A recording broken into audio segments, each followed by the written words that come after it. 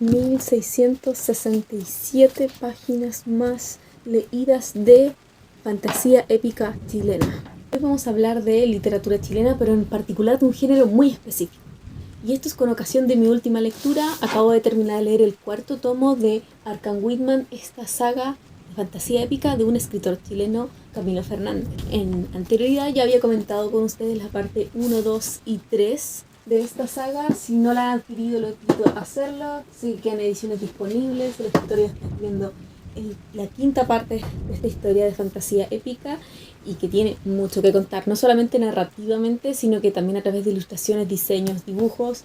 Y por ejemplo, a mí me llegó una de las primeras ediciones y venía con todo el mapa de este mundo único que ha creado el autor, también con una presentación de personajes, marcapáginas y todo, así que les recomiendo adquirirlo. Entiendo que está disponible en Busca Libre.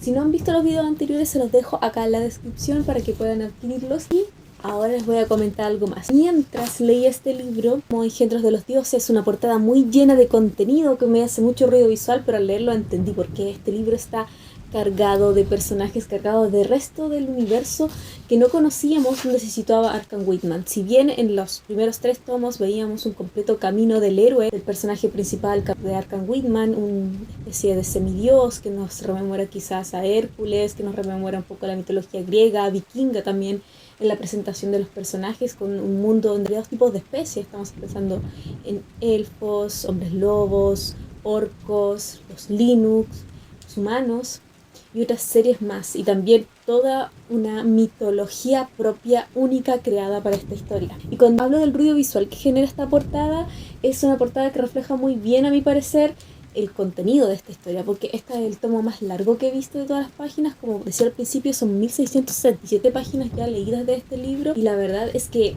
es un libro que tiene de todo. Especialmente cuando leí los primeros 3 tomos, pensé mucho en esta relación entre El Señor de los Anillos, la literatura de Tolkien, pensando en esa fantasía épica. Pero cuando empecé a leer este libro, yo dije, aquí hay algo más. Aquí rememora mucho la fantasía épica de la que estamos hablando actualmente. Me recordaba mucho la forma en que está escrito Juego de Tronos. También hay una peculiaridad que quiero comentar con ustedes, desarrollar un poco más a fondo al terminar de hablar de este libro, y es que, al igual que las series que tienen como siempre te dan un gustito más o un sabías qué que te deja enganchado del siguiente capítulo, esta saga tiene eso. Siempre te da unas 30 páginas más que te dejan ver lo que viene y te dejan completamente enganchado e interesado. Así que es una saga que, les digo, se está escribiendo actualmente el 5º tomo. El autor está trabajando incansablemente. Entiendo que publicó el primero y no ha dejado de escribir. Me parece excelente, un escritor súper prolífico. Y en esta historia en particular, cuando estuve leyendo, empecé a pensar un poco en la historia de nuestra literatura chilena, cuando llega la fantasía épica, y también de dónde vienen las inspiraciones. Puedo recordar algunos nombres como María Luisa Bombal, pero también sé que hay muchos otros más. También cuando hablamos de fantasía épica tenemos que hablar que es un género súper específico.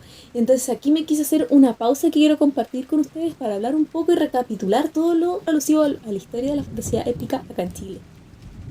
Historia de la fantasía épica en Chile. Aunque más reciente en su consolidación como género distintivo, se nutre de una tradición literaria fantástica más amplia y ha experimentado un notable crecimiento en las últimas décadas.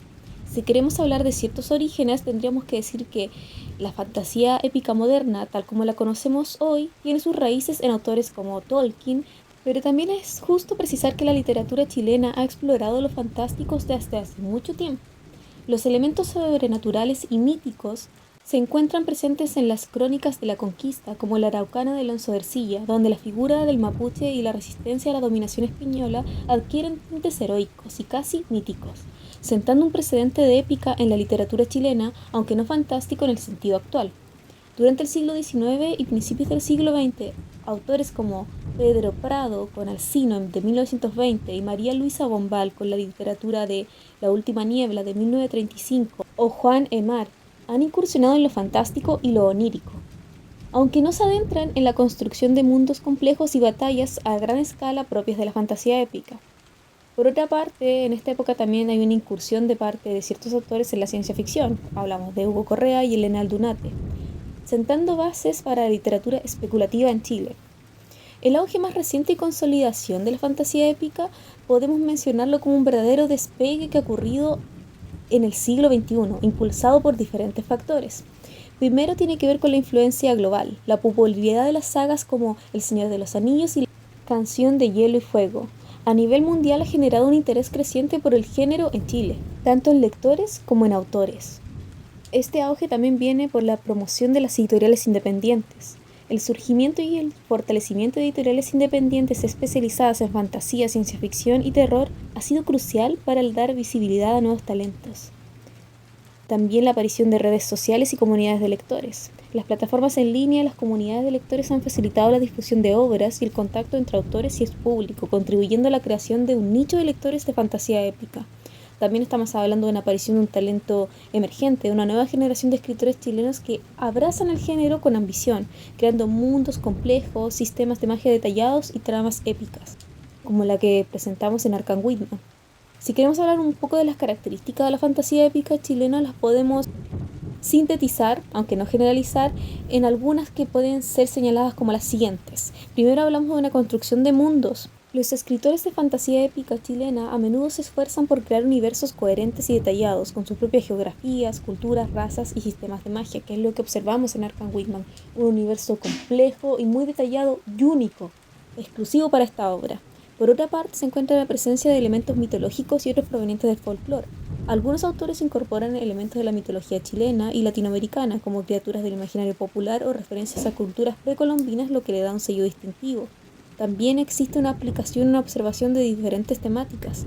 Si bien la lucha entre el bien y el mal sigue siendo un tema recurrente, también se exploran otros problemas como el poder, la identidad, amistad, traición y la búsqueda de propósito.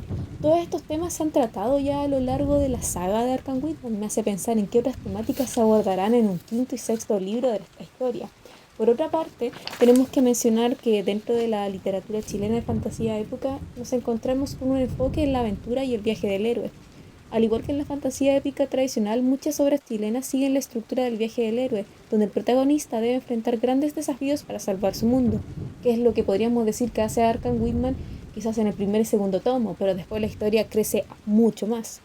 En resumen, podemos decir que la fantasía épica chilena es un género en plena expansión, con autores que están construyendo universos propios y ganando reconocimiento, tanto a nivel nacional como en algunos casos internacional.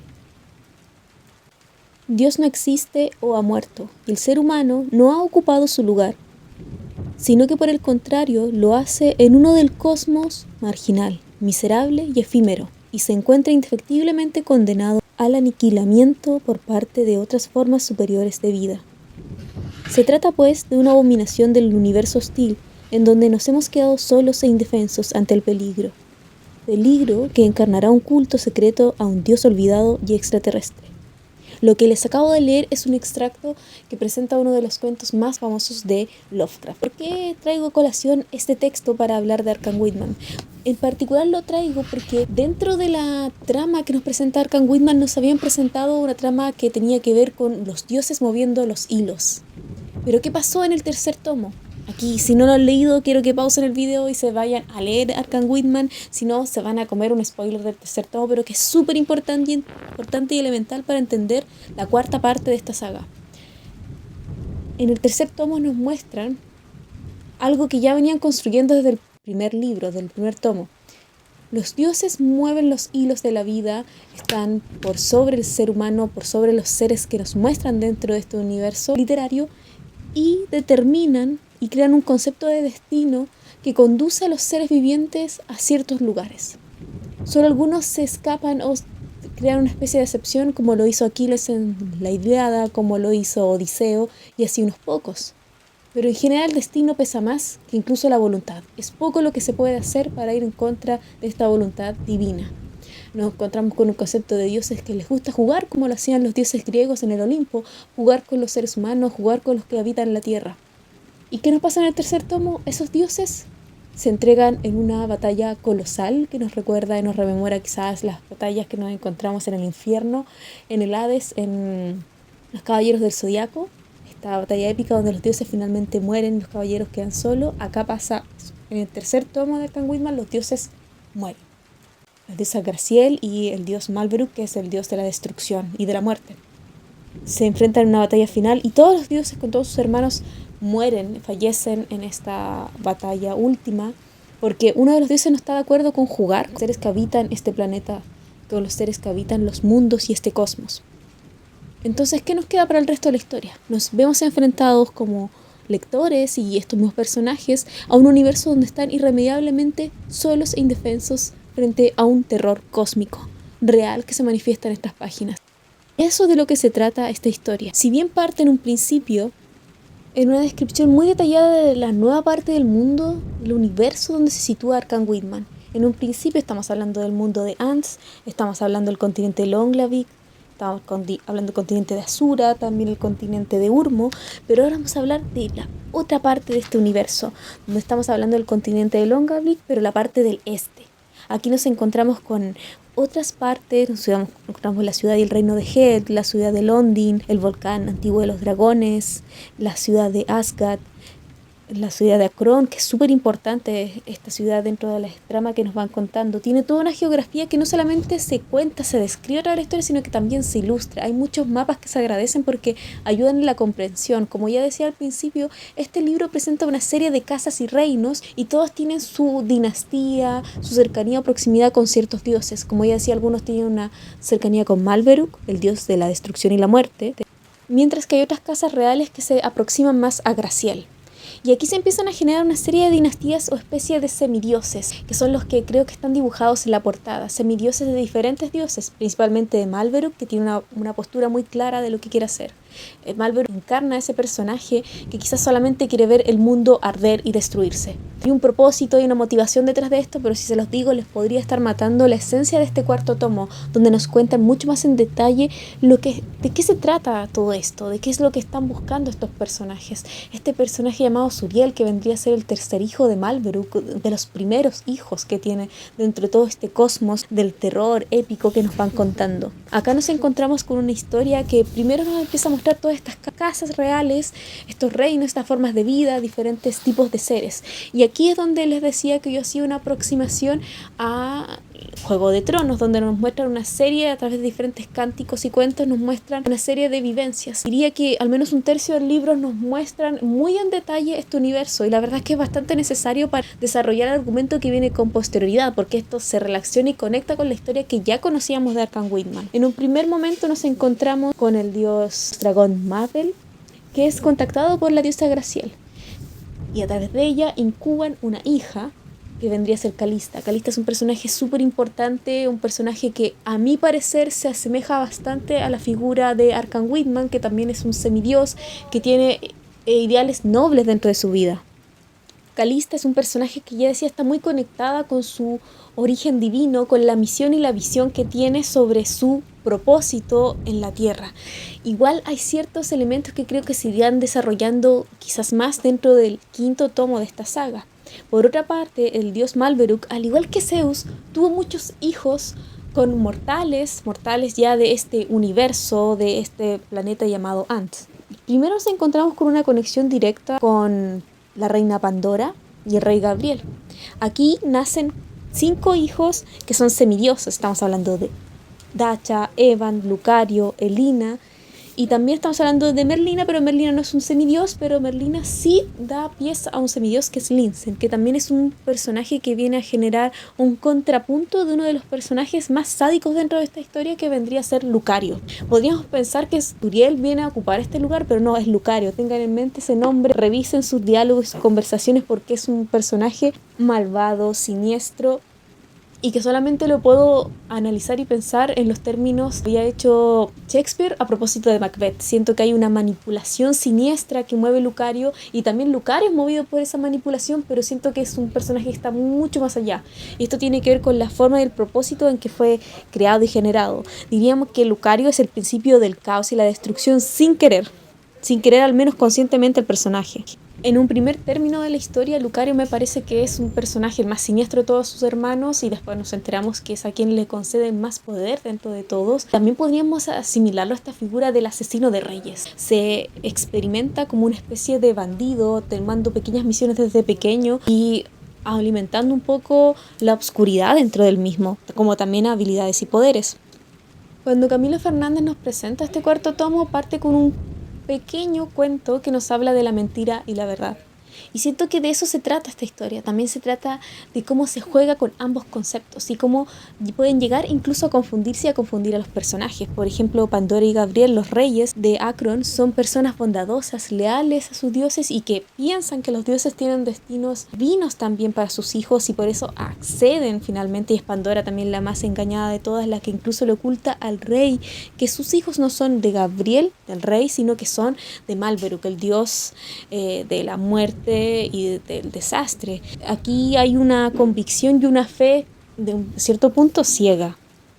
Entre los diferentes hermanos que son educados y guiados por Suriel, un personaje misterioso en un comienzo que llega cuando la reina Pandora da a luz a su primer hijo, es la misión de primero hacer pequeños bandidajes, pero luego estas misiones van creciendo y una de estas misiones es atrapar 2 bestias que serán importantes dentro de esta historia. Estamos hablando del escorpión negro de 4 colas y el serpiente de 3 cuervos, 2 monstruos y bestias que ni siquiera se creían posibles dentro de este universo, pero que ellos logran doblegarse y mostrar su poder y habilidad. Con los hijos de la reina Pandora y el rey Gabriel nace también una de las primeras conspiraciones dentro de la historia, o que nos advierten que está ocurriendo, que es que Suriel encamina y envía a Dacha y a Lucario a hacer una misión secreta, que es matar a los reyes de 2 reinos vecinos y acusarlos entre sí, para propiciar una guerra que los destruye finalmente. Se le hace honor a la misión la visión del dios Malberuk, donde estamos hablando que es el dios del universo y todopoderoso, el dios de la muerte y la destrucción de civiles, de familias y una guerra sin sentido. Pero esta manipulación empieza a ser advertida por todos. Aquí hay algo más, hay algo siniestro, más allá de lo que incluso los mismos reyes ven. Como ya les decía desde un principio, aquí nos presentan una serie de lugares, reinos y sucesos que van conspirando y generando una conexión con la historia que ya conocíamos.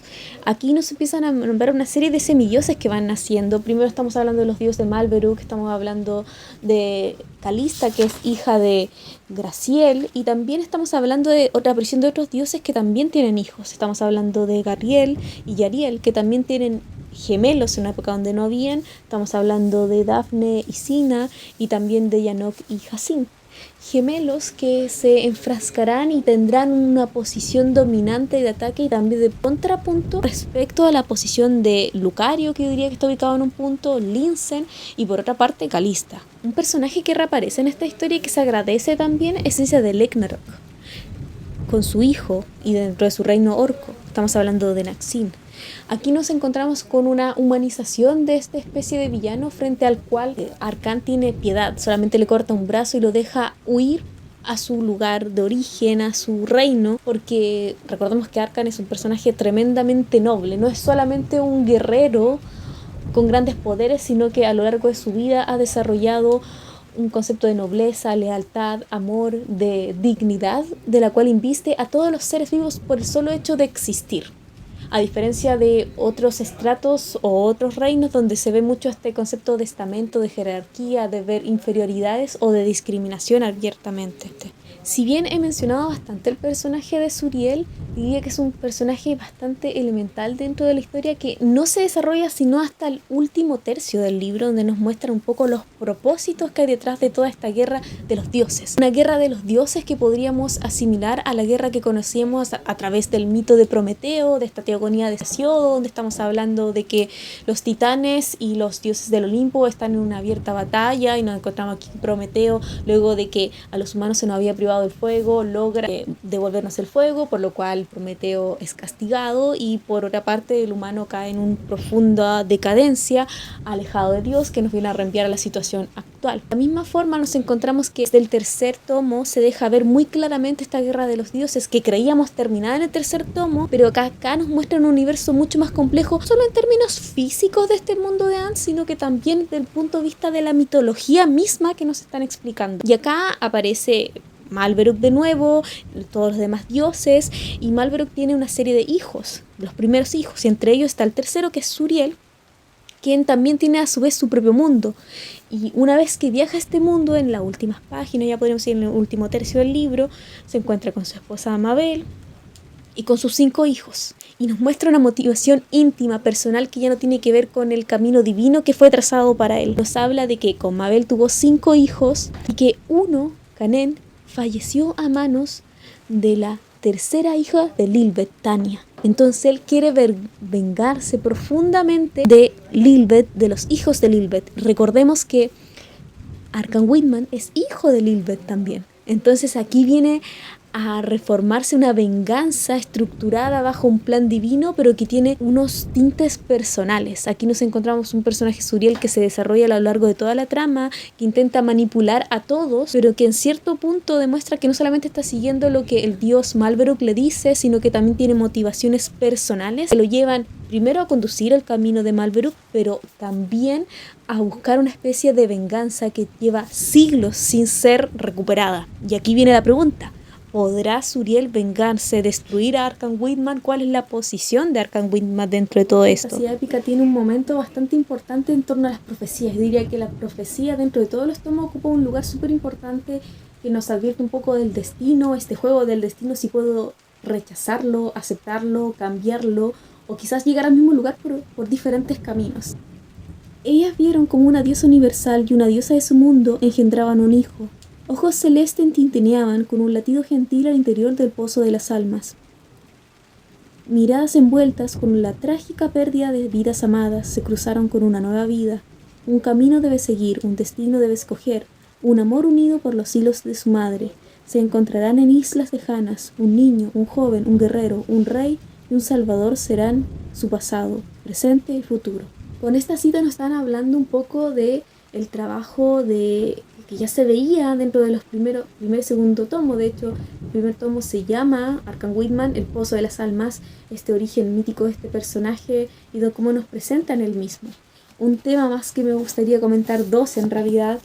Primero, ¿ustedes leen fantasía épica chilena? ¿Sabían que este género está muy desarrollado dentro de nuestra literatura y que nos potencia y nos ofrece una gama mucho más amplia de la literatura que podemos leer acá en Chile? Y por otra parte, lo que les comentaba al principio que quería conversar con ustedes, algo muy interesante que me llama la atención, un uso narrativo que se ve dentro de esta novela, de esta saga, es la capacidad de usar un recurso narrativo bastante específico. Estoy hablando de este llamado final de suspenso, este final de suspenso que se ve mucho en las series, pero que pocas veces se ha usado dentro de las sagas, y aquí se usa bastante. Siempre Camilo Fernández nos sitúa en unas 20-30 páginas donde nos deja ver un poquito de lo que se viene y también nos engancha con una motivación. Acá tenemos la llegada y un mensaje que nos deja sin palabras. Arkham Whitman recibe una correspondencia sobre su cumpleaños y finalmente recibe una visita física de un personaje del que solamente podemos especular quién es. Y esta es una figura que he ido viendo en los otros tomos de la saga y que sorprende porque cuando crees que ya toda la historia, el desarrollo argumentativo está cerrado, de repente se abre una puerta donde pueden entrar muchos otros universos, historias y un universo mitológico aún mayor. Y bueno, no quisiera decirles exactamente qué es lo que nos dice, pero yo creo que tanto Arkham Whitman, el personaje, como los lectores quedamos impresionados e impactados. Pero sí, aquí yo diría que hay traición, hay manipulación y hay falta de verdad. Diría que esos son los componentes más fuertes que descansan dentro del argumento de esta saga. Muchas gracias por quedarse hasta el final.